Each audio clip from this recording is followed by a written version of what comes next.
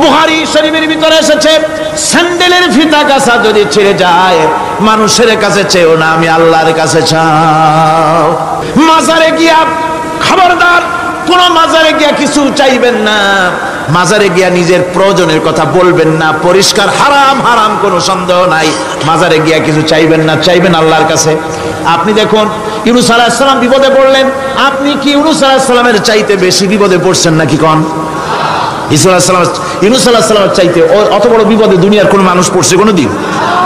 আমার ভাইয়েরা, মাছে গিলে ফেলেছে, মাছ পানির অথল তলদেশে চলে গেছে, মাছের পেটের ভিতরে জানলা নাই, দরজা নাই। হযরত ইউনূস আলাইহিস সালাম লক্ষ্য করলেন, এখন তো আর বাঁচতে পারবো না, মরা ছাড়া পথ নাই। ইউনূস আলাইহিস সালাম চিৎকার মারলেন, লা ইলাহা ইল্লা আনতা সুবহানাকা ইন্নী কুনতু মিনাজ জালিমিন। পড়েন সবাই, লা ইলাহা ইল্লা আনতা সুবহানাকা ইন্নী কুনতু মিনাজ জালিমিন। লা ইলাহা ইল্লা আনতা, আল্লাহ তুমি ছাড়া কেউ নাই, তুমি ছাড়া কেউ নাই, কোনো ইলাহ নাই, মাবুদ নাই। আমি তোমার পবিত্রতা ঘোষণা করছি, তুমি দয়া করে আমাকে বাঁচাও, আমি আমার নিজের উপর জুলম করেছি। আমার বন্ধুগণ, এত বড় মারাত্মক বিপদের ভিতরে ইউনূস আলাইহিস সালাম যখন চিৎকার মারলেন, পানির ভিতরে বসে, মাছের পেটের ভিতরে বসে, আল্লাহ রাব্বুল আলামিন চুপ করে থাকলেন না, সঙ্গে সঙ্গে রব্বুল আলামিন জবাব দিয়া দিলেন, ফাস্তাজাবনা লাহু ওয়া নাজ্জাইনাহু মিনাল গাম্মি ওয়া কাযালিকা নুজিল মুমিনিন। আমি বললাম, ইউনূস তুমি বিপদে পড়েছ, তুমি যখন চিৎকার মারলে, তোমার চিৎকারের আওয়াজ দুনিয়ার কেউ শোনে নাই, কোন রাজা বাদশাহ, তোমার আত্মীয় বন্ধু বান্ধব কেউ শোনে নাই। নদীর অতল তলদেশে মাছের পেটের ভিতরে বসে যে চিৎকার তুমি মারলে, পৃথিবীর কেউ শোনে নাই, আমি তোমার আরশের মালিক আল্লাহ রব্বুল আলামিন শুনেছি। শুধু শুনি নাই, জবাব দিয়া দিলাম, মাছের পেটের ভিতরে বেদনার সৃষ্টি করে দিলাম। মাছ বেটে উঠল নদীর উপরে, ব্যথার চোটে মাছ দেখলো, বমি করা ছাড়া পথ নাই, মাছ দরিয়ার কিনারে গিয়া বমি করে ফালাই দিল ইউনূস আলাইহিস সালামকে। আল্লাহ বলেন, ইউনূস রে বাঁচায় দিলাম। ও পৃথিবীর মুমিনেরা, শুধু ইউনূসকে নয়, পৃথিবীর মুমিন বান্দারা যখন বিপদে পড়বে আর আমার কাছে যদি তারা প্রার্থনা করে, আমার কাছে সাহায্য চাই, ওয়া কাযালিকা নুজিল মুমিনিন, এইভাবে করে আমি মুমিনদেরকেও বিপদ থেকে বাঁচাইয়া দিব। জোরে কান সুবহানাল্লাহ। ওয়াদা কার? ওয়াদা কার? সুতরাং মাজারে নয়, মসজিদে গিয়া কানবেন। কোথায় গিয়া কানবেন? কোথায়? মসজিদে গিয়া কানবেন। আমার বন্ধুগণ, আল্লাহ রাব্বুল আলামিন বলেন, ইয়ানসুরকুমুল্লাহু ফালা গালিবা লাকুম, আল্লাহ যদি তোমাকে সাহায্য করেন, তবে কোন শক্তি তোমাকে তার উপরে জয়ী হতে পারবে না, কেউ তোমাকে তার থেকে ফিরাতে পারবে না। আর যদি আল্লাহ তোমাকে জিল্লতি দেন, যদি তোমাকে আল্লাহ পাক লাঞ্ছিত করেন, তোমাকে কেউ সম্মান দিতে পারবে না। দেখুন, ইব্রাহিম আলাইহিস সালামকে নমরুদ আগুনের মধ্যে ফালাই দিবে, জিবরাইল বলছেন, ইব্রাহিম আমার কাছে সাহায্য চাও, আমি তোমার বাঁচাই দেবো, আগুন দ্বারে নিভাই দিব। কত বড় কথা, আমি বাঁচাই দেবো, আমার কাছে বলো না। ইব্রাহিম আলাইহিস সালাম জিবরাইলের কাছে সাহায্য চাইছে, কোন চেয়েছেন? হযরত ইব্রাহিম বলেন, জিবরাইল সাহায্য তোমার কাছে আমি কেন চাইবো? তোমার কাছে সাহায্য চাওয়ার প্রশ্ন ওঠে না, কারণ আমি এমন কোন অন্ধ আল্লাহর ইবাদত করি না যে আল্লাহ তার গোলামের দুঃখ নিজের চোখে না দেখেন। আমি আগুনে পড়ে গেলে, আগুনে জ্বললে পরে আমার আল্লাহ যদি খুশি হন, তাহলে এরকম আগুনে 1000 বার পড়ে জীবন দিতে আমি ইব্রাহিম রাজি আছি। ইব্রাহিম আলাইহিস সালাম আগুনে পড়ে গেলেন, আল্লাহ পাক দেখলেন ইব্রাহিম পাস করছে। কোন ডিভিশন? ফার্স্ট ক্লাস, ফার্স্ট হয়ে আগুনের ভিতরে পড়ে গেলেন। আল্লাহ পাক সঙ্গে সঙ্গে আগুনের প্রতি নোটিশ করে দিলেন, ইয়া নারু কুনি বারদাও ওয়া সালামান আলা ইব্রাহিম, আগুন আমার ইব্রাহিমের জন্য শান্তিদায়ক, ঠান্ডা হয়ে যা। সুবহানাল্লাহি ওয়া বিহামদিহি। এই জন্য আল্লাহ রাসূল বলেছেন, ইযা সালতা ফাসআলিল্লাহ, যদি কিছু চাও কার কাছে চাইবা? কে শেখাচ্ছেন? রাসূল। আল্লাহ রাসূল বলছেন, ইযা সালতা ফাসআলিল্লাহ, যদি কিছু চাও আল্লাহর কাছে চাও। ওয়া ইযা স্তানতা ফাস্তাইন বিল্লাহ, আর যদি চাইতে চাও, সাহায্য চাও, সাহায্য চাইবে আল্লাহর কাছে। কার কাছে? কোন মাজারে চাইবেন? কোন মাজারে চাইবেন? কোন কবরস্থানে চাইবেন? কারা কারা চাইবেন? হাত উঁচু করে দেখান। আলহামদুলিল্লাহ।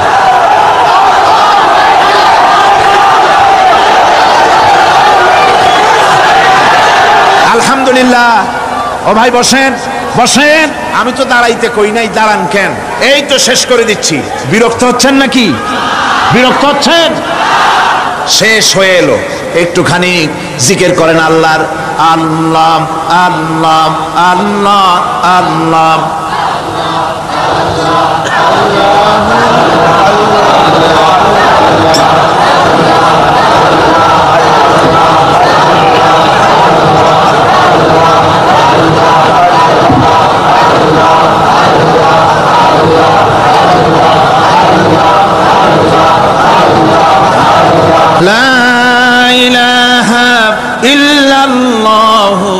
মুহাম্মাদুর রাসূলুল্লাহ। ভাইরা, এতক্ষণ আমি যা বললাম, আর রহমান আল্লামাল কোরআন, আল্লাহ আমাদের কোরআন শিখাইছেন। দয়াবান মেহেরবান, তিনি আমাদের কোরআন শিখাইছেন। কোরআন আমাদেরকে তাওহীদ শিখাইছে। কি শিখাইছে? এতক্ষণ তাওহীদের কথা বললাম, এবার শিরকের কথা শুনতে হবে। তাওহীদ বোঝা যাবে না শিরক না জানলে, শিরক বোঝা যাবে না তাওহীদ না জানলে। দিন বোঝা যায় না রাত না বুঝলে, রাত বোঝা যায় না দিন না হলে, টক বোঝা যায় না মিষ্টি না হলে, মিষ্টি বোঝা যায় না টক বা তিতা না হলে। কথা বুঝতে পেরেছেন? একটার বিপরীত আর একটা, এটাকে বুঝতে হবে। সুতরাং শিরক এটা হচ্ছে আন্দাজ আর অনুমানের উপর। শিরকের ভিত্তি আন্দাজ আর অনুমান। শিরকের ভিত্তি কি? এ কথাগুলি আমার না, আমি কার কথা শোনাতেছি? আমি কি কিসসা কাহিনী শোনাচ্ছি? গাঁজাখুরি গল্প? আল্লাহর কথা। আমার আল্লাহ পাক বলছেন, আলা ইন্না লিল্লাহি মান ফিস সামাওয়াতি ওয়া মান ফিল আরদ। জেনে রাখো, আসমানের বাসিন্দা হোক আর জমিনের বাসিন্দা হোক, সব হতেছে আল্লাহর মালিকানাধীন। কার মালিকানাধীন? ওয়ামা ইয়াত্তাবিউল্লাযীনা ইয়াদউনা মিন দুনিল্লাহি শুরাকা। যারা আল্লাহকে ছাড়া মন গড়া শরীকদারকে ডাকে, আল্লাহরে বাদ দিয়া অন্য শরীকদের যারা ডাকে, তারা এটা ডাকে কিভাবে? ইয়াত্তাবিউনা ইল্লায-যন্না ওয়া ইনহুম ইল্লা ইয়াখরুসুন। তারা নিছক আন্দাজ এবং অনুমানের অনুসারী, আর শুধু কল্পনাই করে। সব কল্পনা, কোনো দলিল নাই।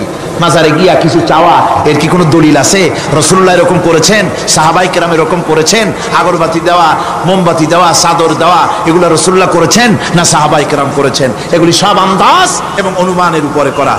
শিরক হচ্ছে অন্ধ অনুকরণের পরিণতি। ওই দেখছি মা বাপ করেছে, মুরব্বীরা করেছে, তাই করে। আল্লাহ পাক বলছেন, যদি তাদের জিজ্ঞেস করে সব কাজ করো কেন তারা? রব্বুল আলামিন বলেন, হাউলাই মা ইয়াবুদুনা ইল্লা কামা ইয়াবুদু আবাউহুম মিন ক্বাবল। হে নবী, এরা সেই মিথ্যা খোদাদের ইবাদত করে। কেন করে? প্রশ্ন করা হলে তারা এই জন্যই করে যে তাদের বাপ দাদারে করতে দেখেছে, তাই বাপ দাদাদের অনুসরণ তারা করে, অনুকরণ করে, আন্দাজের উপরে, অনুমানের উপরে। তাদের কাছে কোনো দলিল নাই। এই শিরক থেকে ফিরে থাকার জন্য সূরা লোকমানের মধ্যে দেখুন, হযরতে লোকমান তিনি তার সন্তানকে ডেকে বলছেন, ইয়া বুনাইয়া ইয ক্বালা লুকমানু লিবনিহি ওয়া হুয়া ইয়াইযুহু ইয়া বুনাইয়া লা তুশরিক বিল্লাহ ইন্নাশ শিরকা লাযুলমুন আযীম। ইয়া বুনাইয়া, হে আমার নান্না মুন্না লাডলা, হে আমার কলিজার টুকরা সন্তান, ইয়া বুনাইয়া লা তুশরিক বিল্লাহ, খবরদার আল্লাহর সাথে শরীক স্থাপন করো না। ইন্নাশ শিরকা লাযুলমুন আযীম। শিরক হচ্ছে মস্ত বড় অপরাধ। যারা শিরক করে তারা অপমানিত্বের শেষ পর্যায়ে চলে যায়, তারা অপমানিত হয়। কিরকম? ওয়ামান ইউশরিক বিল্লাহি ফাকান্নামা খাররা মিনাস সামাই ফাতাখতাফুহু আত-তায়রু আও তাহবি বিহির রিহু ফি মাকানিন সাহিক। আল্লাহর সাথে যারা শিরক করে সে যেন আকাশ থেকে পড়ে গেল। কার কথা এটা? যে ব্যক্তি শিরক করলো সে যেন আকাশ থেকে পড়ে গেল, আর পাখি যেন তাকে মহাশূন্য থেকে ছ মেরে নিয়ে গেল, বাতাস যেন তাকে এক বিরাট প্রান্তর নিয়ে বিন্দু বিন্দু করে ছিন্ন ভিন্ন করে দিল। তার মানে হলো আকাশ থেকে পড়ে যাওয়ার অর্থ হলো তাওহীদের অবস্থান থেকে সরে যাওয়া। পাখিতে ছো মারার অর্থ হলো যখন সে শিরক করে তখন শয়তানের সে ফুটবল হয়ে যায়। শয়তানের কি হয়? শয়তানের ফুটবল হয়ে যায়। বাতাস উড়িয়ে নেওয়ার অর্থ হলো লালসা এবং নফসের প্রবৃত্তির ভিতরে লোকটি নিমজ্জিত হয়ে যায়। সুতরাং অপমান এবং লাঞ্ছনা পাওনা থাকে যারা শিরক করে তাদের জন্য। আল্লাহ শিরকের ব্যাপারে একটা দৃষ্টান্ত দিচ্ছেন। আল্লাহ পাক কোরআন শরীফে অনেক দৃষ্টান্ত দিয়েছেন। দৃষ্টান্ত দিলে লোকেরা বোঝে ভালো, ঠিক কিনা কোন? আল্লাহ পাক দৃষ্টান্ত দিচ্ছেন, ইয়া আইয়ুহান নাসু দুরিবা মাসালুন ফাসতাবিউ লাহু ইন্নাল্লাযীনা তাদউনা মিন দুনিল্লাহি লা ইয়াখলুকু যুবাবান ওয়ালাউ ইসতামাউ লাহু। আল্লাহ পাক বলেন, হে মানব সকল, আমি আল্লাহ একটা দৃষ্টান্ত দিতেছি, তোমরা শোনো। সুবহানাল্লাহ। আল্লাহ পাক বলছেন আমি একটা দৃষ্টান্ত দেই, তোমরা শোনো। ফাসতামিউ লাহু, কান পাতা ভালো করে শোনো আমার দৃষ্টান্তটা। আমি আল্লাহরে বাদ দিয়ে যারা অন্যদেরকে ডাকে প্রয়োজন পুরাবার জন্য, সন্তান পাওয়ার জন্য, স্বাস্থ্য ভালো হওয়ার জন্য, ঋণ মুক্ত হওয়ার জন্য, ইবাদত করার নিয়ত নিয়ে আমারে বাদ দিয়ে তারা যারা ডাকে, যাদেরকে ডাকা হলো ওরা তো মাছির মতো একটা প্রাণীও বানাইতে পারে না। ছোট্ট একটা মাছিও বানাইতে পারে? জোরে বলেন, পারে? মাছির মতো প্রাণী বানানো তো দূরের কথা। ওয়াইয়াসলুবুহুম যুবাবু শাইআ লা ইস্তানকিযুহু মিনহু যাউফাত তালিব ওয়াল মাতলুব। ওই মাছি যদি তার কাছ থেকে কোনো জিনিস হরণ করে নিয়ে যায়, মাছির কাছ থেকে ওটা ফিরায় রাখারও ক্ষমতা তার নাই। মূর্তি বানানো হয় 10খানা হাত, 20খানা হাত, 40টা মাথা, সামনে ডাব আছে, চিড়া আছে, কলা আছে, মুড়ি আছে, কত খাবার। মাছিতে সব যদি নিয়ে যায়, কুত্তায় দাঁড়ায় যদি গায়ে পেশাবও করে দেয়, এতগুলা হাত একটা হাত দিয়েও সরাইয়া দিতে পারে না। আল্লাহ পাক বলেন দাউফাত তালিবু ওয়াল মাতলুব। যাদের কাছে ওরা চায়, ওই আশ্রয় প্রার্থী আর আশ্রয়দাতা দুটোই দুর্বল। হাদিস শরীফে এসেছে, একবার এক মুশরিক রাসূল করিম সাল্লাল্লাহু আলাইহি ওয়াসাল্লামের কাছে এসেছেন একটা ভাঙ্গা, ঠ্যাং ভাঙ্গা, কল্লা ভাঙ্গা একটা মূর্তি নিয়ে। হুজুর বলছেন যে তোমার এই মূর্তিটার কল্লা ঠ্যাং ভাঙ্গা কেন? সে ব্যক্তি কইল যে হুজুর, এটা হলো আমার খোদা।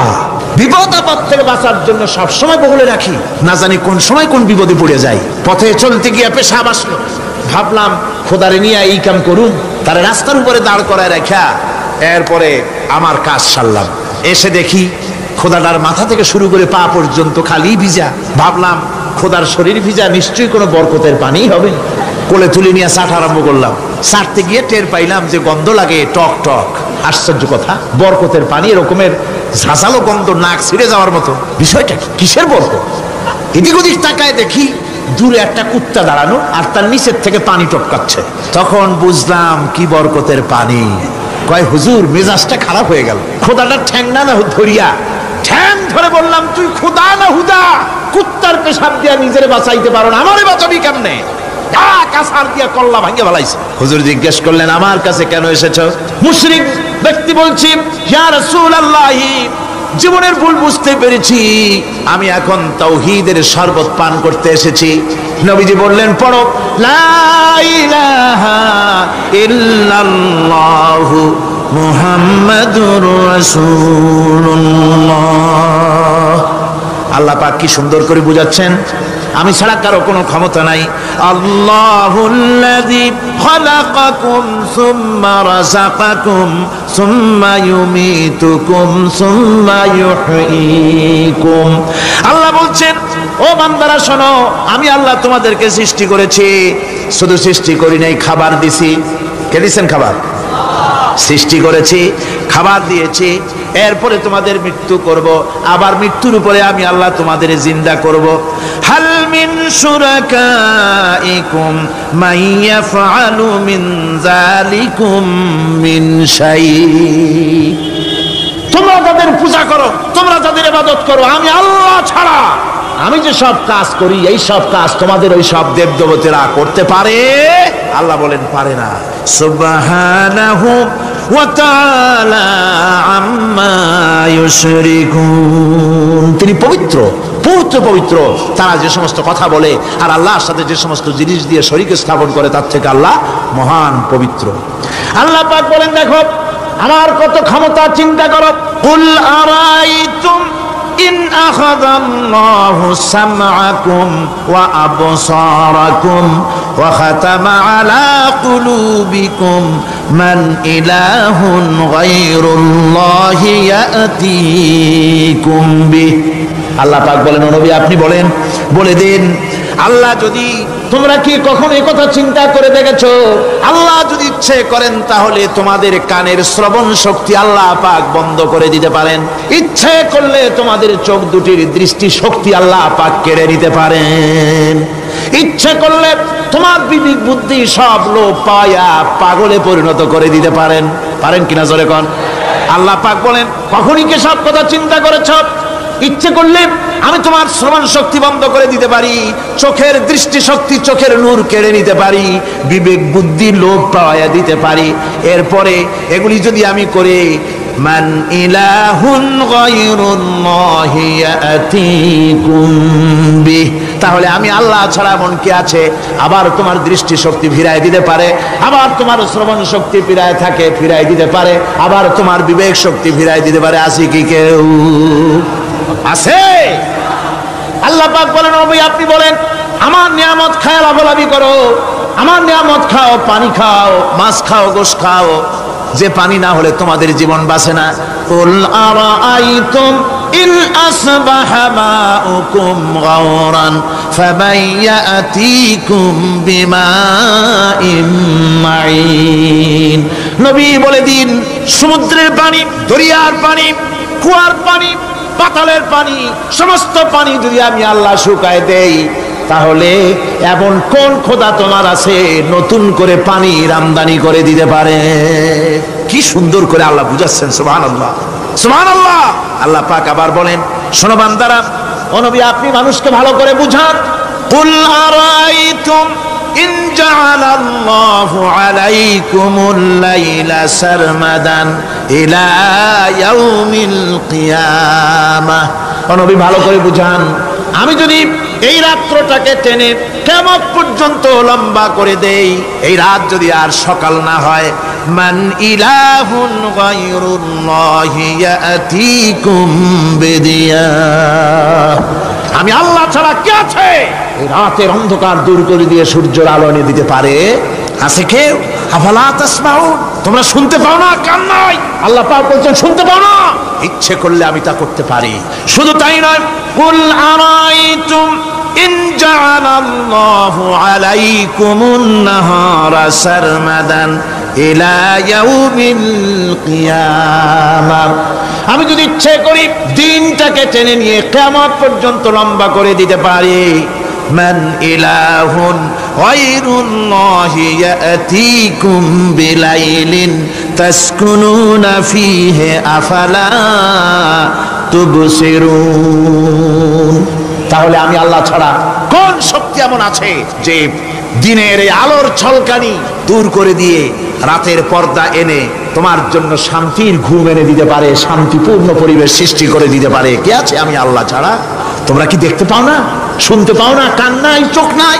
আল্লাহ পাক এভাবে করে মানুষকে সুন্দর করে করে শিরক থেকে বাঁচার জন্য বলছেন সমস্ত ক্ষমতা হচ্ছে আমি আল্লাহর। সমস্ত ক্ষমতা কার? আল্লাহ পাক বলেন এই শিরক যদি ছেড়ে না দাও, আমি ছাড়া অন্য কারো কাছে যদি সন্তান কামনা করো, স্বাস্থ্য কামনা করো, ঋণ মুক্তির কামনা করো, জেনে রাখো কুল তামাত্তাউ ফাইন্না মাসীরাকুম ইলান নার। আল্লাহ পাক বলেন নবী ওদের বলে দেন ফুর্তি করো, খাও, জনমের মতো লুটে পুটে খাও, এরপরে জায়গা হবে জাহান্নাম। জায়গা হবে কোথায়? শিরক যারা করে তাদের জায়গা হবে জাহান্নাম। আল্লাহ বলে দিয়েছেন ইন্নাহু মান ইউশরিক বিল্লাহি ফাকাদ হারামাল্লাহু আলাইহিল জান্নাহ ওয়া মাওয়াহুন নার। যে ব্যক্তি শিরক করবে তার জন্য আল্লাহ পাক জান্নাতকে হারাম করে দিবেন। নাউজুবিল্লাহ। আল্লাহর জান্নাত হারাম, যারা শিরক করবে তাদের জন্য বেহেশত কি হারাম। আমার বন্ধুগণ, বড় মারাত্মক কথা। খবরদার, এই শিরক থেকে আমাদেরকে বাঁচতে হবে। আল্লাহ সব গুনাহ মাফ করবেন। শিরকের গুনাহ আল্লাহ পাক বলছেন, ইন্নাল্লাহা লা ইয়াগফিরু আন ইউশরাকা বিহি ওয়া ইয়াগফিরু মা দুনা যালিকা লিমান ইয়াশা। আল্লাহ রাব্বুল আলামিন শিরকের গুনাহ মাফ করবেন না, সমস্ত গুনাহ মাফ হয়ে যাবে। শিরকের গুনাহ রব্বুল আলামিন মাফ করে দিবেন না। ওয়া মান ইউশরিক বিল্লাহি ফাকাদ ইফতারা ইসমান আযীমা। যারা শিরক করলো তারা আল্লাহর সাথে মিথ্যা আরোপ করলো, জুলম করলো আল্লাহর উপরে। জোরে কোন নাউযুবিল্লাহি মিন যালিক। ভাইরা আমার, সুতরাং আমাদেরকে ডাকতে হবে একমাত্র আল্লাহ পাককে। কাকে ডাকতে হবে? আল্লাহ পাককে ডাকতে হবে। তিনি আমাদের সমস্ত প্রয়োজন মিটিয়ে দিবেন। এ বিশ্বাস আছে তো? এ বিশ্বাস হয়েছে?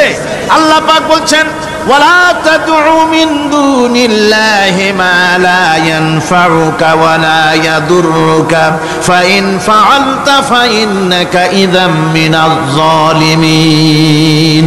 আল্লাহকে ছেড়ে এমন শক্তিকে কেন ডাকো যে শক্তি তোমার কোনো ফায়দা করতে পারবে না, কোনো ক্ষতিও করতে পারবে না, এমনকি ওরা নিজেদেরও কোনো উপকার করতে পারে না। আল্লাহ পাক আরো বলেন, ওয়াইয়ামসাসকাল্লাহু বিদুররিন ফালা কাশিফা লাহু ইল্লা হুয়া।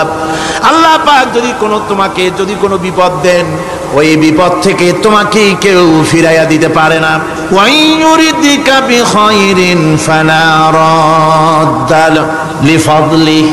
আল্লাহ পাক যদি তোমার কোনো অনুগ্রহ করতে চান, তোমাকে যদি কোনো সাহায্য করতে চান, সেই সাহায্যের মুখেও তোমাকে কেউ প্রতিরোধ করে তুলতে পারে না, আল্লাহ সাহায্য ফিরাই দিতে পারে না। সুতরাং সবকিছুর মালিক হচ্ছেন আল্লাহ।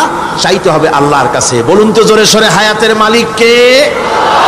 সমস্ত মুসলমানদেরকে চিল্লায় বলতে হবে। দাঁড়ানো মানুষ, বসা মানুষ, সব মুসলমান একযোগে শরীরের সমস্ত শক্তি দিয়ে বলুন, হায়াতের মালিক কে? মওতের মালিক কে?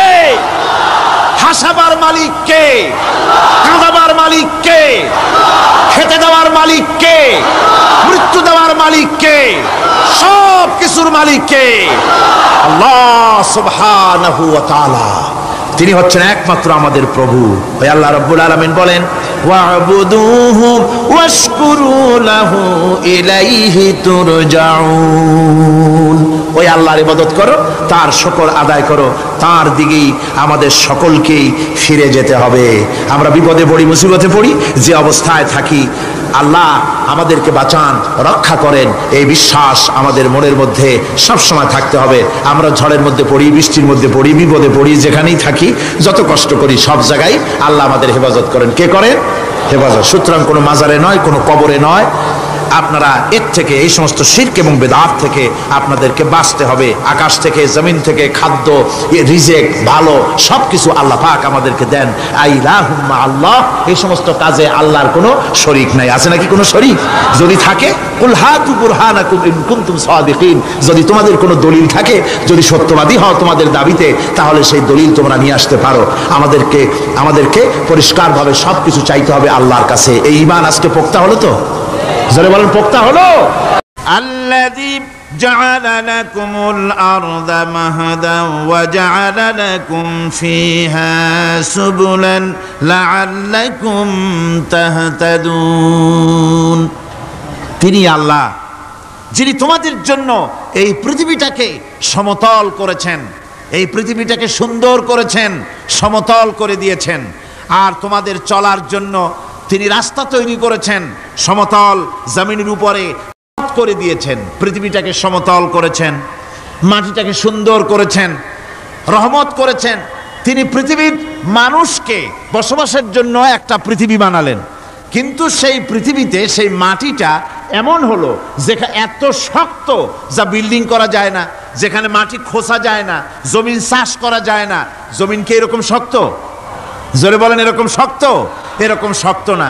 আবার বৃষ্টি পড়লে যে কাদা হয়, ওই রকম যদি জনমের মতো আল্লাহ কাদা বানায় দিতেন যে মানুষ দাঁড়াইতেই পারে না, কাদার মধ্যে ডুবে যায়, এরকম যদি অবস্থা হতো, তাহলে এই পৃথিবীর এই জমিনের উপরে মানুষ বাড়ি ঘর বানাইতে পারতো না। ঠিক কিনা কন? আল্লাহ পাক বলছেন, আমি একটা ভারসাম্য ভারসাম্যের মাধ্যমে এই পৃথিবীকে, এই জমিনকে সৃষ্টি করছি, এবং এই জমিন যেন তোমাকে নিয়ে নড়াচড়া করতে না পারে সেজন্য আমি পাহাড় দিয়েছি। পাহাড়গুলিকে কিলকের মতো, পেরেকের মতো খিল মেরে দিয়ে পৃথিবীটার ভারসাম্য রক্ষা করেছি, যাতে করে তোমাকে নিয়ে টালমাটাল হতে না পারে। এই সুন্দর করে পৃথিবীটা বানালাম। তারপরে وَلَقَدْ مَكَّنَّاكُمْ فِي الْأَرْضِ وَجَعَلْنَا لَكُمْ فِيهَا مَعَائِشَ قَلِيلًا مَا تَشْكُرُونَ।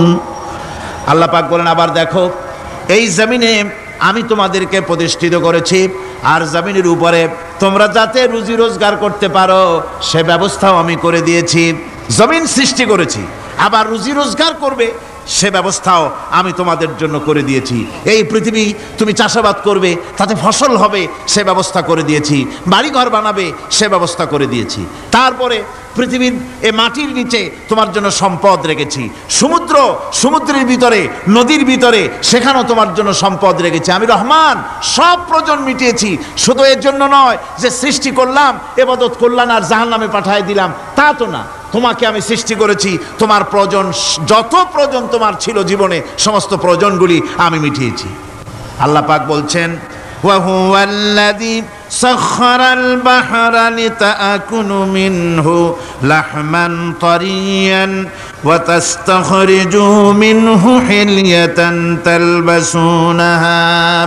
আল্লাহ পাক বলেন, এই সমুদ্রকে আমি আল্লাহ তোমার নিয়ন্ত্রিত, তোমার নিয়ন্ত্রণাধীন করে দিয়েছি সমুদ্রকে, আর তার ভিতরে তাজা মাংস, তাজা গোশত তোমার জন্য রেখেছি, খাবার রেখেছি। আবার তুমি পরিধান করতে পারো এমন জিনিসও, ব্যবহারের জিনিস সমুদ্রের মধ্যে রেখে দিয়েছি। তার মানে হলো সমুদ্রের ভেতরে, তার ভিতরে মাছ রয়েছে, টাটকা মাছ আছে, মণিমুক্তা আছে। স্থলভাগে পৃথিবীর মাটির উপরে যত জিনিস আছে, যত নিয়ামত আছে, সমুদ্রের তলদেশে তার কোনো অংশে কম নাই, বরং তার থেকে আরো বেশি আছে। মাটির উপরে যত নিয়ামত আছে, সম্পদ আছে, মাটির তলায় তার থেকে কোনো অংশে কম নাই। অনেক নিয়ামত মাটির তলায় আছে, খনিজ দ্রব্যগুলি মাটির তলায় থাকে। সমুদ্রের তলদেশে অসংখ্য নিয়ামত আল্লাহ রাব্বুল আলামিন রেখেছেন।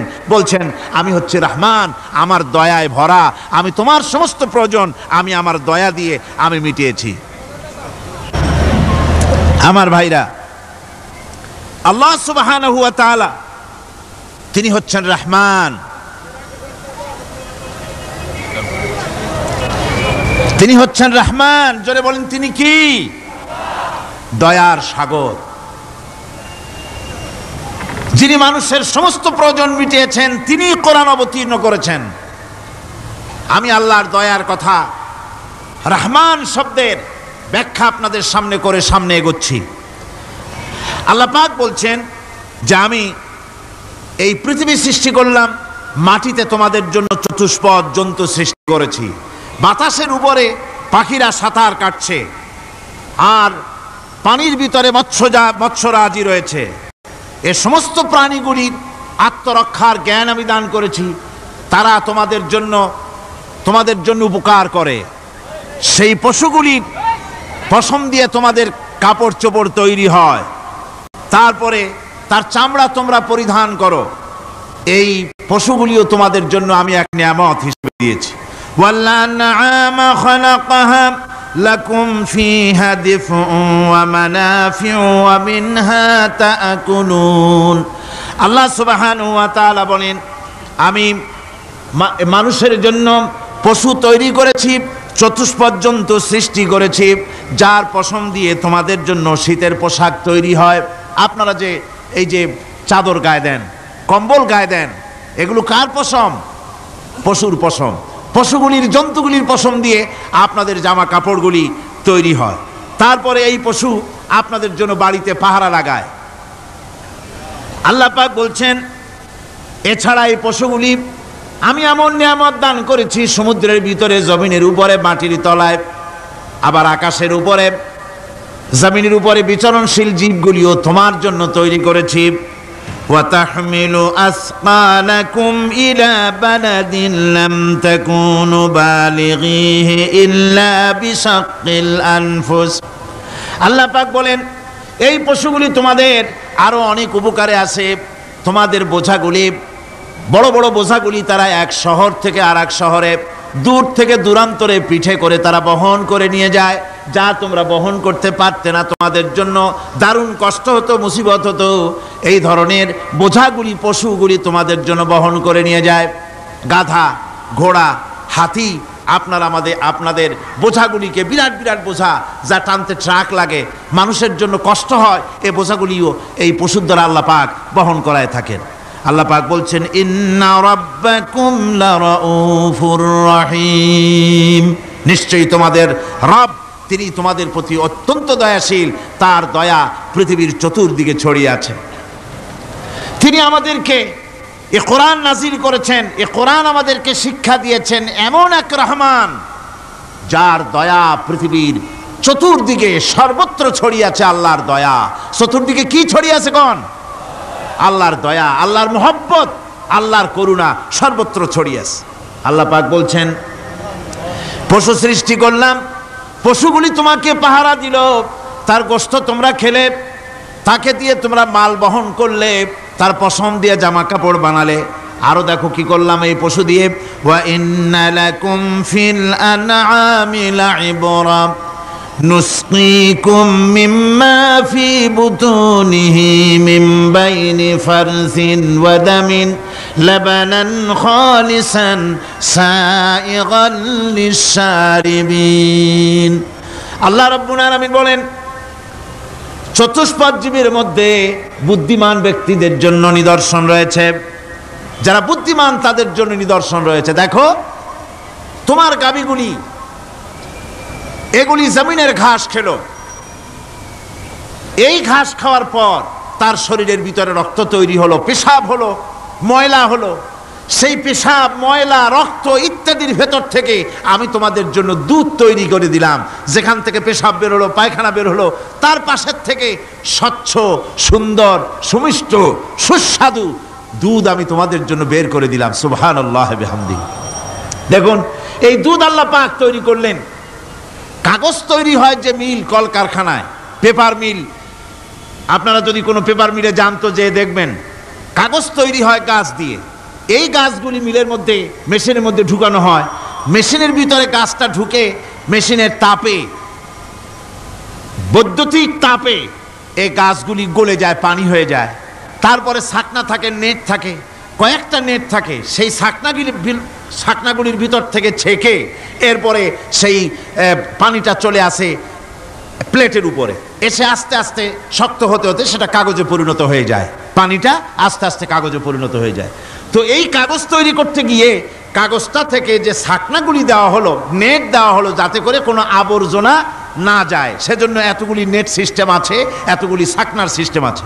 কিন্তু তারপরেও এত সাবধানতা সত্ত্বেও আমরা দেখি কাগজে লিখতে গেলে কাগজের মধ্যে নিপের সাথে অ্যাক্সিডেন্ট হয়ে যায়। এ ধরনের আবর্জনা কাগজের মধ্যে দুই একটা থেকে যায়, অনেক কাগজের মধ্যে এরকম পাওয়া যায়, যায় কিনা ভাই? এবার আপনি দেখেন, কাগজ তৈরি করার জন্য মিল কলকারখানার ভিতরে, পেপার মিলে এতগুলো নেটের ব্যবস্থা থাকে, ছাকনার ব্যবস্থা থাকে। তারপরেও আবর্জনা কিছু কাগজের মধ্যে চলে আসে, দুই একটা থেকে যায়। কিন্তু ঘাস খেলো, কুটা খেলো, খড় খেলো, ভুসি খেলো, তুষি খেলো, গাবিতে খেলো, খাওয়ার পরে আল্লাহ রাব্বুল আলামিন এ দিয়ে দুধ বানালেন। এ দিয়ে পায়খানা হলো, পেশাব হলো, রক্ত হলো। দুধ যখন দহন করলেন, দুধ দহন করার সময় একটা ঘাসের কণাও কি তার মধ্যে পেয়েছেন?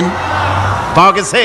যায় নাই। অথচ দুধ থাকে যে বাটের মধ্যে, ওটা কি বলেন? ওলান বলে নাকি? যে ওলানের ভিতরে দুধ থাকে, ওইটা কাটে দেখেন, জবাহ করে, গরু জবাহ করে ওলানটা কাটে দেখেন, ওর ভিতরে কোনো নেট আছে, কোনো জাল আছে, কোনো ছাকনার ব্যবস্থা আছে? কিচ্ছু নাই। সুবহানাল্লাহ কইতে ইচ্ছে করে না ভাইরা? আল্লাহ রাব্বুল আলামিন বলেন, এইভাবে করে পশুর ভিতরে তোমার জন্য কত, এক পশুতে কত উপকার করলাম। গোশত খাওয়ালাম, চামড়া দিয়া জামা বানায় দিলাম। প্রচন্ড শীত পড়ে যেখানে, কানাডায়, ইউরোপে, আমেরিকায় প্রচন্ড শীত পড়ে কোনো কোনো এলাকায়।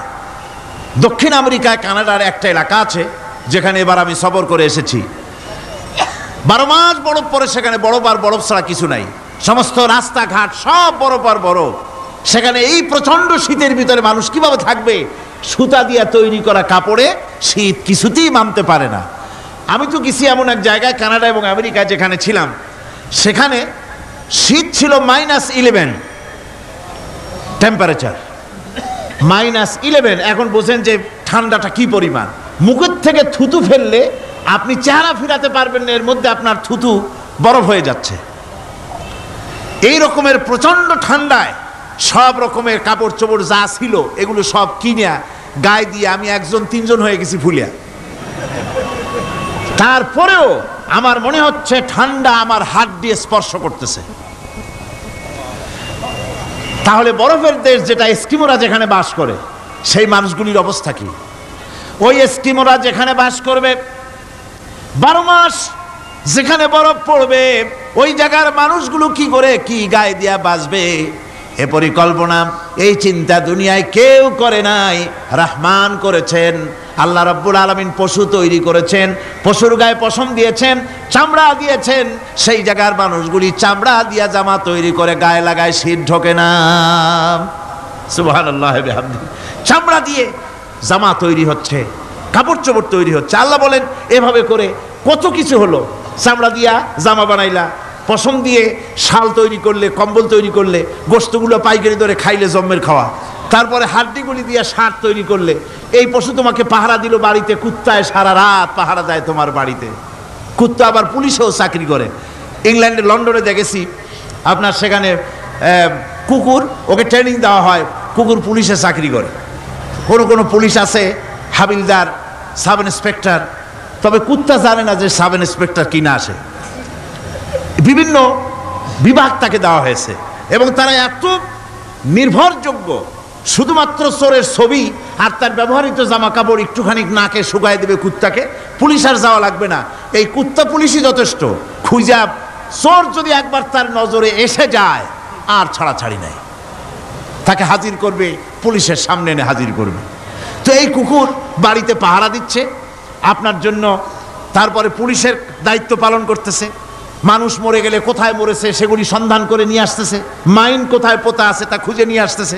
কত উপকার আল্লাহ পাক করছেন। আল্লাহ পাক বলছেন, দেখো বান্দা, তোমার জন্য এই ধরনের অসংখ্য নিয়ামত আমি দান করেছি। আর এই নিয়ামতগুলি কার থেকে আসছে?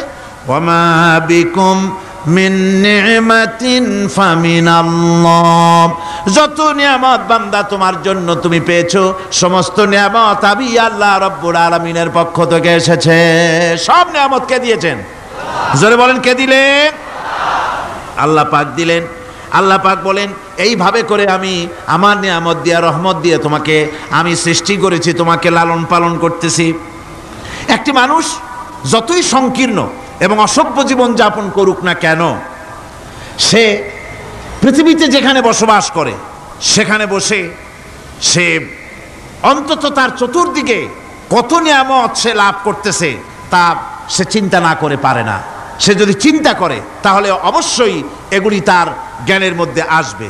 একজন কৃষক, সে নির্জন একটা কুটিরে বাস করে।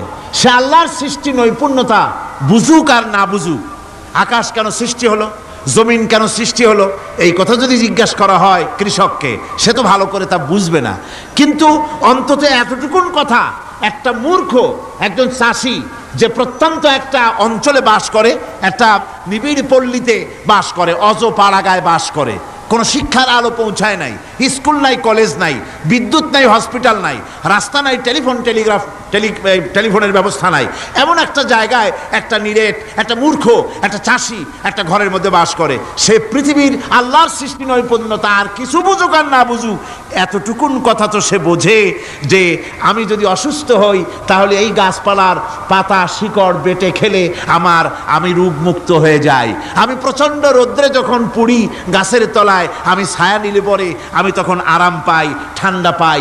এই গাছগুলি তার তরুণ বয়সে আমাকে ফল দেয়, গাছ যখন বড় হয় তখন সে আমাকে ছায়া দেয়। এই গাছের তক্তাগুলি দিয়ে, গাছ দিয়ে কাঠ হয়, তা দিয়ে তক্তা হয়, তা দিয়ে খুঁটি হয়, তা দিয়ে আড়া হয়, তা দিয়ে নৌকা হয় ইত্যাদি সে বুঝতে পারে। তাছাড়া এই গাছ যখন বুড়ো হয়ে গেল, শুকিয়ে গেল, তখন এই গাছ দিয়ে আগুন জ্বালায়া আমি রান্না বান্না করি। গাছ এত আমার উপকার করছে, তার দ্বারা উত্তাপ পাই, আলো পাই, এত কিছু পাই। একটা মূর্খ লোকও চিন্তা করলে এতগুলি জিনিস সে অনুভব করতে পারে, এবং এরপরে তার চিন্তা চলে যায় যে এই সমস্ত নিয়ামত এমনি এমনি হয় নাই, নিঃসন্দেহে একজন এগুলি সৃষ্টি করেছেন, তার নাম আল্লাহ। তার নাম কি?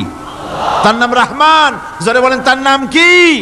রহমান। তিনি সৃষ্টি করেছেন, তিনি এগুলি দান করেছেন। এই বৃক্ষরাজি আল্লাহ পাক বলছেন, নিল্লাযী জাআলা লাকুম মিনাশ শাজারিল আখদারি নারান ফাইযা আনতুম মিনহু তুকিদুন। আল্লাহ রাব্বুল আলামিন বলেন, সেই দয়াময় আল্লাহ রাব্বুল আলামিন গাছ সৃষ্টি করেছেন, আর এই গাছগুলি সৃষ্টি করে দিয়েছেন তোমাদের কাজের জন্য, যা দিয়ে তোমরা আগুন জ্বালাও, চুলা জ্বালাও, রান্না বান্নার কাজ করো। ওয়া রাহমাতি ওয়াসিআত কুল্লা শাই, আমার রহমত ঘিরে আছে আমার গোটা পৃথিবীকে, সর্বত্র আমার রহমত আর রহমত। এই কোরআন শরীফ শিক্ষা দিয়েছেন তিনি। আর রহমান আল্লামাল কোরআন, এই কোরআন শিক্ষা দিয়েছেন সেই মহান আল্লাহ রাব্বুল আলামিন, যিনি হচ্ছেন রহমান, যার দয়া দিয়ে গোটা পৃথিবী পরিব্যাপ্ত হয়ে আছে। এক মুহূর্তের জন্য চিন্তা করুন, এক মুহূর্তের জন্য চিন্তা করুন, আল্লাহ পাকের দয়া যদি না থাকতো তাহলে কি অবস্থা হতো? এই পৃথিবী আছে, পৃথিবী আছে কিন্তু কোনো সৌন্দর্য নাই। আকাশ আছে কিন্তু কোনো তারকা নাই। তারকা আছে কিন্তু তাতে কোনো আলো নাই। গাছ আছে কিন্তু তাতে কোনো সবুজ শ্যামলিমা নাই। আওয়াজ আছে কিন্তু তাতে কোনো সুর নাই। মানুষ আছে কিন্তু তার দেহের মধ্যে কোনো ঐক্য নাই। এই জাতীয় একটা পৃথিবীর চিন্তা মানুষ করতে পারে না। এটা একটা কবরস্থানের মতো অবস্থা হয়ে যাবে। আল্লাহ পাক বলছেন, দেখো আকাশ বানাইছি, আবার সেই আকাশ দেখতে যেন সুন্দর হয় সেজন্য তারকা প্রদীপ দিয়ে আকাশকে সাজাইছি। যেরকম সুবহানাল্লাহ। আল্লাহ রাব্বুল আলামিন বলেন, ওয়ালাকাদ যায়্যানাস সামাআদ দুনিয়া বিমাসাবিহ। আল্লাহ পাক বলেন, এই দুনিয়ার আকাশ খানিকে তারকা প্রদীপ দিয়া সাজায় রেখেছি মনের মতন। দেখো তুমি তাকাইয়া, কি সুন্দর করে নয়নবিরাম দৃশ্য আকাশ বানালাম, চতুর্দিকে তারকা রাত্রে ফুটে উঠল, যা দেখলে মানুষের নজর, মানুষের সুন্দর, তার চক্ষু শীতল হয়ে যায়। জোরে বলেন সুবহানাল্লাহ। সুন্দর করে এই আকাশটাকে আমি সাজিয়েছি। তারপরে আল্লাযী খালাকা সাবআ সামাওয়াতিন তিবাকা মা তারা মিন খালকির রহমানি মিন তাফাবুত। স্রষ্টা তিনি সপ্ত আকাশ রচিলেন থরে থরে, কোনো ত্রুটি হেরিবে না তার পূর্ণ সৃজন পরে। চাহো তুমি তার সৃষ্টি পানে, দেখো কিছু ভুল চোখ, ফিরাও তোমার নয়ন খানি, ফিরাও তোমার মুখ। অক্ষমহীন দৃষ্টি তোমার সৃষ্টিতে পাবে ফাঁকি, ফিরাও তোমার নয়ন খানি, ফিরাও কাঙ্গালাখি। আল্লাহ পাক বলেন, আমার আকাশের দিকে তাকাও, বারবার তাকাও, সূর্যের দিকে তাকাও, চন্দ্রের দিকে তাকাও, গাছপালার দিকে তাকাও, তাকায় দেখো কোনো ভুল আছে নাকি, ভালো করে দেখো কোনো ভুল আছে নাকি। আল্লাহ পাক বলেন, আবার তাকাও। দেখতে দেখতে তোমার চক্ষু দুর্বল হয়ে তোমার কাছেই ফিরে আসবে। আমার সৃষ্টি নৈপুণ্যতার ভিতরে কোনো ভুল পাবে না। সুবহানাল্লাহ। একজন দরবেশ সাহেব, তিনি একবার এই সূরার পড়তেছিলেন, মুখস্থ তেলাওয়াত করতেছিলেন, একটা গাছের তলায় বসে, একটা বট গাছের তলায় বসে এটা তেলাওয়াত করতেছিলেন। যখন তিনি পড়লেন, হাল তারা মিন ফুতুর, আমার সৃষ্টি নৈপুণ্যতার ভিতরে কোনো ভুল পাওয়া যায় নাকি? দরবেশ সাহেব চিত হয়ে শুয়ে শুয়ে তেলাওয়াত করতেছেন আর বলছেন, আল্লাহ রাব্বুল আলামিন, তোমার সৃষ্টি নৈপুণ্যতার ভিতরে কোনো ভুল ধরার ক্ষমতা তো কোনো মানুষের নাই। তবে একটা জিনিস আমার নজরে পড়ল, এই যে বিরাট বট গাছটা, পৃথিবীতে যত গাছ আছে যেমন গাছ তেমন ফল, তাল গাছটা যেমন ফলও তেমন, নারকেল গাছটা যেমন ফলটাও তেমন, কিন্তু এত বড় বিশাল বট গাছ ফল হতেছে ছোট্ট ছোট্ট ট্যাবলেটের মতো। গাছটা যেমন ফলটা তেমন হয় নাই। আল্লাহ এটা এটা ভুল না, তুমি বলেছো যে দেখো কোনো ভুল টুল আছে নাকি, তুমি ভুল তো না, আমার চোখে এটা লাগলো, যেমন গাছ তেমন ফল হয় না। দরবেশ সাহেব চিত হয়ে শুয়ে শুয়ে তেলাওয়াত করছেন, মনের মধ্যে এই চিন্তা আসলো, গাছটা যেমন তেমন ফলটা হলো না। দরবেশ সাহেব বলেন এই চিন্তা করতেছি, হঠাৎ করে একটা দমকা হাওয়া বয়ে গেল, ডালে ডালে বাড়ি লেগে গেল, একটা আদা পাকা বটের ফল অনেক উপর থেকে বৃন্তচ্যুত হয়ে চট করে এসে আমার নাকের উপরে ফট করে পড়লো। নাকের উপরে এমন ভাবে পড়ছে, নাকটা জ্বলে উঠছে। আমি সেজদায় পড়ে গেলাম। দরবেশ সাহেব বলেন আমি সেজদায় পড়ে গেলাম, চোখের পানি ফেলে আল্লাহর দরবারে মাপ চাইলাম, বললাম রব্বুল আলামিন, তোমার কোনো জিনিসের ভিতরে কোনো খুঁত নাই, নিখুঁত জিনিস তুমি বানাইছো, কোনো ভুল নাই। আমি চিন্তা করেছিলাম নারকেল গাছ যেমন তার ফলও তেমন, তাল গাছ যেমন তার ফলও তেমন, বট গাছটা যেমন তেমন ফল। আমার আন্দাজ মতো, আমার চিন্তা মতো, যত বড় বট গাছ অত বড় ফলটা যদি হতো, বটের ফলটা যে পজিশন নিয়ে আমার নাকে পড়েছিল, গাছ যেমন ফল তেমন হলো, নাকও যেত, আমার মাথাও যেত। আল্লাহ রাব্বুল আলামিন বলেন দেখো বান্দা, আমার সৃষ্টি নৈপুণ্যতার মধ্যে কোনো ভুল পাবে না। সুবহানাল্লাহ ওয়া বিহামদিহি, কোনো ভুল নাই, বারবার তাকাও, কোনো ভুল পাবে না। আল্লাহ সুবহানাহু ওয়া তাআলা সুন্দর করে বানিয়েছেন, যা দেখবেন শুধু সুন্দর আর সুন্দর। সুবহানাল্লাহ বলে, শুধুই সুন্দর। ফুলের সৌন্দর্য দেখেন, গাছের সৌন্দর্য দেখেন, জমিনের সৌন্দর্য দেখেন, পাখির সৌন্দর্য দেখেন। আল্লাহ পাক যা বানালেন সবগুলিকে আল্লাহ পাক সুন্দর করে করে সৃষ্টি করেছেন, সব গুছিয়ে গুছিয়ে সুন্দর করে করে বানিয়েছেন, অসুন্দর করে কিছু বানান নাই। ফুল দেখতে কত সুন্দর, ফুলের থেকে ফল হয়, সে ফল হওয়ার জন্য ফুলের পুংকেশর আর স্ত্রী কেশরের মিলন ঘটতে হয়। তো ফুল তো আর চলতে পারে না, এই মিলনটা কেমনে হবে? এই জন্য আল্লাহ পাকের রুচি দেখেন, আল্লাহ পাকের রহমত দেখেন, আল্লাহর কুদরত চিন্তা করুন। সুবহানাল্লাহ ওয়া বিহামদিহি। ফুল সুন্দর জিনিস, ফুলের চাইতে আর কিছু সুন্দর আছে নাকি? এত সুন্দর ফুল, এই পুংকেশর এবং স্ত্রী কেশরের বিনিময়টা কে করবে? এইটা করার জন্য আল্লাহ পাক এই দায়িত্ব তেলাপোকাকে দেন নাই, দিছেন নাকি? আরশোলাকে দিছেন, সার পোকাকে দিছেন, উই পোকাকে দিছেন, তাতে ফুলের ইজ্জত নষ্ট হবে। ফুল যেমন সুন্দর, আল্লাহর রুচি, আল্লাহ রাব্বুল আলামিনের সৌন্দর্য বোধ কত বিরাট, কত মহান আল্লাহ পাক। ফুল যেমন সুন্দর, ওই সুন্দর ফুলের উপরে তেলাপোকা পড়লে ফুলের সৌন্দর্য নষ্ট হবে। এজন্য আল্লাহ পাক ফুল যেমন সুন্দর, ওই পুংকেশর আর স্ত্রী কেশরের মিলন ঘটাবার জন্য রব্বুল আলামিন সুন্দর প্রজাপতির ব্যবস্থা করেছেন। ফুল যেমন সুন্দর, প্রজাপতিও সুন্দর। প্রজাপতির ডানায় কোন শিল্পী কোন তুলি দিয়ে এত রং লাগালো? সুবহানাল্লাহ ওয়া বিহামদিহি, সুবহানাল্লাহ ওয়া বিহামদিহি। আল্লাহ পাক বলছেন এমনি সুন্দর করে বানালাম, মানুষ বানাইছি, সে মানুষের সৌন্দর্য দেখো। দুইটা চোখ দিলাম দেখার জন্য, চোখ কি জন্যে? এখন এই চোখ দুটা যদি কুমিরের মতো আল্লাহ গোল বানাই দিতেন, চোখ গোল এইরকম কুমিরের মতো দেখতে বিশ্রী হতো।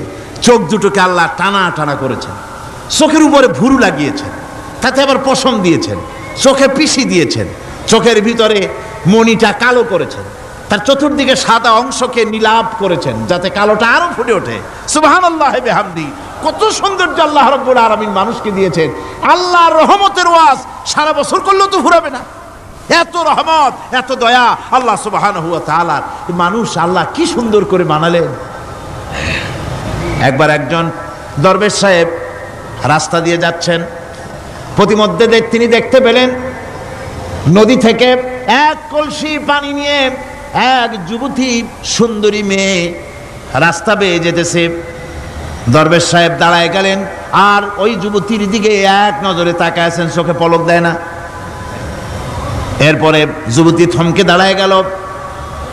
আধা বুড়া মানুষ, দাড়ি অর্ধেক পাকে গেছে, দেখতে দেখায় খুব বুজুর্গ মানুষ, কিন্তু রাস্তায় আমার একা পাইয়া এমনি করে তাকিয়ে আছে আর চোখ দিয়েও তো পানি পড়ে। ব্যাপারটা কি? দরবেশ কাঁদে কেন? প্রতিমধ্যে আমাকে একা পেয়ে দরবেশ কাঁদে কেন, তাকিয়ে আছে কেন? মহিলার চিন্তা জাগলো। শেখ সাদি রহমতুল্লাহ আলাইহি ঘটনা লিখেছেন, বাংলা কবিতার অনুবাদ করেছেন। একদা সুখদায়ক প্রমোদা বদন, দর্শন করি মম ঝরিল নয়ন। হেসে কহে সেরূপসী সবিস্ময় মন, কহ দেখি মহাশয় কহ কি কারণ। বিষয় বিরাগী তুমি ভুবনে প্রচার, কি হেতু জন্মিল তব মানস বিকার।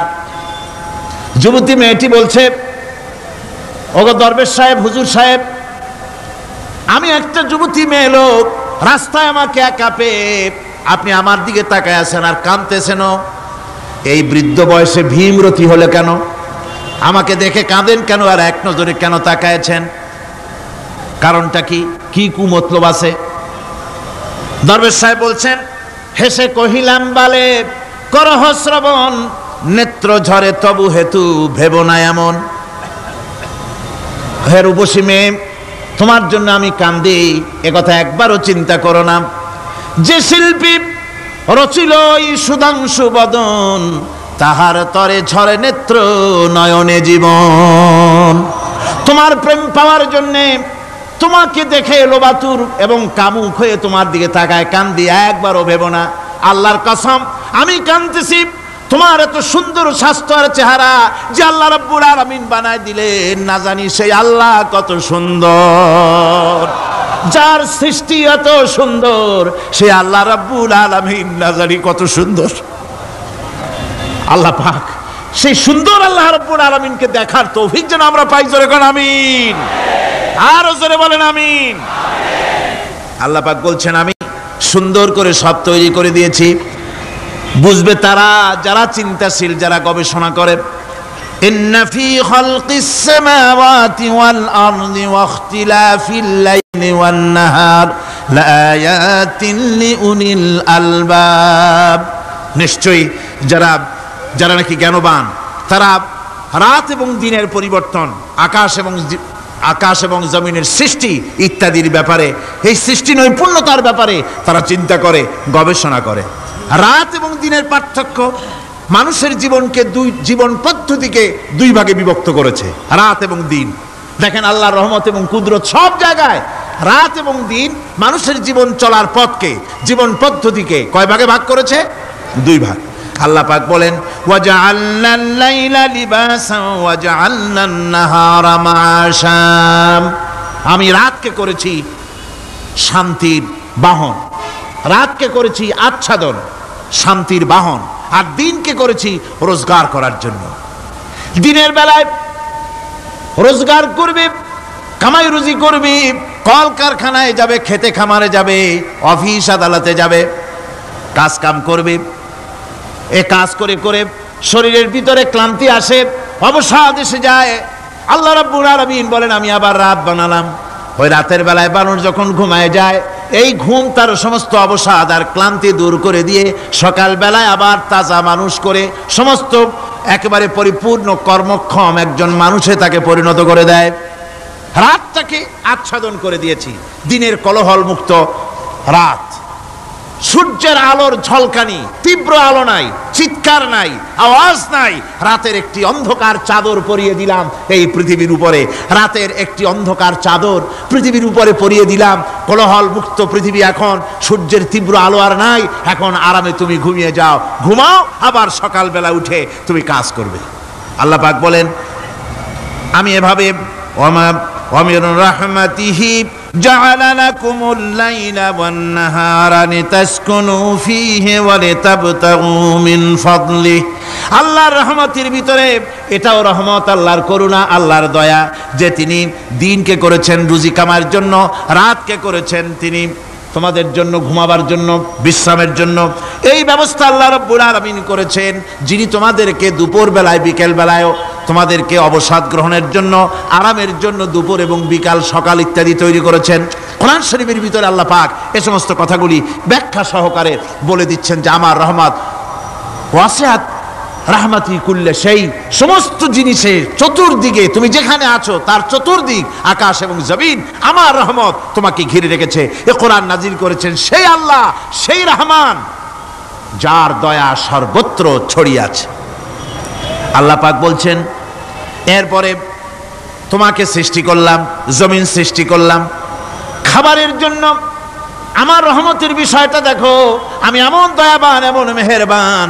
এবার তোমার খাবারের জরুরত হলো, তুমি কি খাবে? সেজন্য এই জমিনে ফসলের ব্যবস্থা আমি আল্লাহ করেছি। জোরে বলেন সুবহানাল্লাহ। জমিন শুকায় গেছে, বৈশাখ মাসের জ্যৈষ্ঠ মাসের প্রচন্ড রৌদ্রের তাপে জমিন শুকায় গেছে। এই জমিনে তুমি ফসল ফলাবে কি করে যদি না পানি দিয়ে জমিনটারে ভিজায় দেই? আল্লাহ বলেন জমিন ভিজাবার দায়িত্ব আমি নিলাম। আল্লাহুল্লাযী আরসালার রিয়াহা ফাতুসিরু সাহাবা। সমুদ্রের পানি, লবণাক্ত পানিগুলি বাষ্পীয় আকারে উত্থিত হয়ে যায়, মেঘমালায় পরিণত হয়ে যায়। বাতাসকে বলি এই মেঘকে টেনে নিয়ে যাও অমুক জায়গার উপরে। মেঘ চলে এলো। আল্লাহ বলেন ফাসুকনাহু ইলা বালাদিম মাইয়িতিন ফাআহইয়ানা বিহিল আরদা বাদা মাউতিহা কাযালিকান নুশুর। আল্লাহ পাক বলছেন বৃষ্টির পানি পড়লো, মরা জমিন জিন্দা হয়ে গেল। এই মরা জমিন জিন্দা হলো। এরপরে তুমি বীজ বপন করলে, ধান বপন করলে, গম বপন করলে, মাটির খাসলাত হলো সব পচায় দেওয়া। মাটির খাসলাত কি? কথা বুঝেন না? মাটির ধর্মটা কি? পচায় দেওয়া। যা রাখেন পচে যাবে, লোহা রাখেন জং ধরে যাবে, পাথর রাখেন আস্তে আস্তে, এ ধরনের যেসব জিনিস রাখেন আস্তে আস্তে করে ধ্বংস হয়ে যাবে, পচে যাবে। ওই মাটির ভিতরে ধান এবং গম, আপনার ফসল, আপনার খাদ্য, আপনার রিজেককে আমানত করে দিলেন। আল্লাহ পাক ওটাকে হেফাজত করলেন। এরপরে ওর ভিতর থেকে পাতা অঙ্কুরিত হয়ে বেরিয়ে এলো।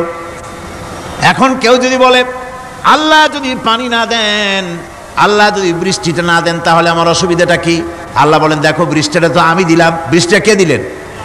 আল্লাহ পাক বলেন আফারাআইতুমুল মাআল্লাযী তাশরাবুন আআনতুম আনজালতুমুহু মিনাল মুজনি আম নাহনুল মুনজিলুন। তোমরা যে পানি পান করো, আকাশ থেকে এই পানিটা কে বর্ষণ করে? তুমি করো না আমি করি? কে করে জোরে কন? আল্লাহ পাক বলছেন আমি পানি বর্ষণ করি। সেই পানিটা, এই যে বঙ্গোপসাগরের পানি, আপনাদের কর্ণফুলীর পানি, মিষ্টি না নোনা? কি পানি জোরে কন? এই নোনা পানি আকাশে উঠলো। আল্লাহ পাক বলেন ইচ্ছে যদি করতাম লাউ নাশাউ জাআলনাহু জাজান ফালাউলা তাশকুরুন। পানি উঠালাম, নোনা পানি, ইচ্ছে করলে লবণাক্ত অবস্থায় অবতীর্ণ করে দিতে পারতাম, জমিনের ফসল সব নষ্ট হয়ে যেত। কিন্তু আমি নোনা পানি উঠায়া ওই পানিগুলিকে মিষ্টি করে আমি নাজিল করে জোরে কান সুবহানাল্লাহ, মিষ্টি পানি অবতীর্ণ করে দিলাম। এখন মানুষ বলে আল্লাহ পানি না দিলে কি হইতো? আমাদের খাল আছে, বিল আছে, সাগর আছে, নদী আছে, পুকুর আছে, হাওড় আছে, টিউবওয়েল আছে, ডিপ টিউবওয়েল আছে। আল্লাহ বৃষ্টি না দিলে তো কি হয়ে গেল আমাদের? আল্লাহ পাক জবাব দিয়েছেন কুল আরাআইতুম ইন আসবাহা মাউকুম গাওরান ফামান ইয়াতিকুম বিমাইন মাইন। বলো দেখি সবে শুকাইয়া যদি যায় এই জমিনের পানি, তাহলে হেথায় তটডির ধারা কে দিবে সবারে আনি? টিউবওয়েলের পানি, পাতালের পানি, দরিয়ার পানি, সাগরের পানি, হাওড়ের পানি, বিলের পানি সব যদি আমি আল্লাহ শুকায় দেই, আমি আল্লাহ ছাড়া এমন কোন শক্তি আছে যে মরা গাঙ্গে নতুন করে পানির জোয়ার এনে দিতে পারে? আছে কেউ? কেউ নাই। আল্লাহ পাক বলেন দেখুন আমার রহমত, এভাবে করে আমি পানি দিলাম, বৃষ্টি দিলাম, এবার গাছ উঠলো, বীজ বপন করছিলাম, গাছ উঠলো। আনতুম আনশাতুম শাজারাতাহা আম নাহনুল মুনশিউন। মাটি থেকে এই গাছকে কে উদ্গত করে দিল? হয় বেটা, কে দিল? তুমি দিছো না আমি দিয়েছি? কে দিয়েছে জোরে কর, জোরে চিল্লা এখন কে দিল? আল্লাহ পাক বলেন গাছ উদ্গত করে দিলাম, গাছ এবার বড় হলো। এই গাছ আল্লাহ রাব্বুল আলামিন এই গাছ তৈরি করলেন। এই গাছ শুধু আপনার জ্বালানি দেয় না, গাছ শুধু ফল দেয় না, এই গাছ মানুষের জন্য, গাছ হচ্ছে বন্ধু। মানুষের জন্য গাছ কি? জোরে কোন কি? বন্ধু। সেই বন্ধুরে জন্মের কাটা কাটবেন নাকি? এই গাছ তৈরি হচ্ছে, গাছ বন্ধ কি করে? গাছ বন্ধ হচ্ছে আমরা যে শ্বাস প্রশ্বাস নেই, মুখের থেকে নাকের থেকে যে শ্বাসটা ফেলি, সেটা হচ্ছে আমরা গ্রহণ করি বাতাস থেকে অক্সিজেন, ছেড়ে দেয় কার্বন ডাই অক্সাইড। এটা হচ্ছে বিষ। এটা কি? আমরা নিলাম পরিশুদ্ধ অক্সিজেন, নিলাম, ছেড়ে দিলাম এটাকে বিষ করে, এই বিষটা ছড়িয়ে গেল। এখন এই বিষ যদি আল্লাহ পরিশুদ্ধ করার কোনো ফ্যাক্টরি না বানাতেন, তাহলে পৃথিবীর সমস্ত প্রাণী মরে যেত। সুবহানাল্লাহ কইতে ইচ্ছে করে না? আল্লাহ পাক কি ব্যবস্থাটা করলেন! কোন দুনিয়ায় ফ্যাক্টরি নাই, মানুষ যে বিষাক্ত করে দেয় আবহাওয়াকে, সেটাকে রিফাইন করার ব্যবস্থা মানুষের কাছে নাই। আল্লাহ ব্যবস্থা করেছেন কি? আল্লাহ পাক গাছ বানায় দিলেন, গাছের সবুজ শ্যামল রং, ঘাসের সবুজ শ্যামল রং, তার খাদ্য হতেছে আপনি যেটা ছেড়ে দেন, আপনার জন্য যেটা বিষ সেটা হচ্ছে তার জন্য খাদ্য। কার্বন ডাই অক্সাইড গাছ টেনে নেয়, সারা রাত টানতে থাকে অক্সিজেন থেকে, বাতাস থেকে সারা রাত টানতে থাকে কার্বন ডাই অক্সাইড, খাবার হিসাবে সে টেনে নেয়। আর দিনের বেলা যখন রোদ ওঠে, সূর্যের উত্তাপ আর গাছের সবুজ রং দুটোতে মিলে এক প্রকারের রন্ধন ক্রিয়া হয়, রাঁধা হয়। সেই রান্নার মাধ্যমে গাছের ভিতর থেকে গাছ আবার অক্সিজেন মানুষের জন্য, প্রাণীর জন্য ছেড়ে দেয়। সুবহানাল্লাহ। তো গাছ আপনার জন্য বন্ধু। একদিকে গাছ আপনার এই কাজ করলো, ফার্নিচার বানাইলো, ছায়া দিল, ফল দিল। আল্লাহ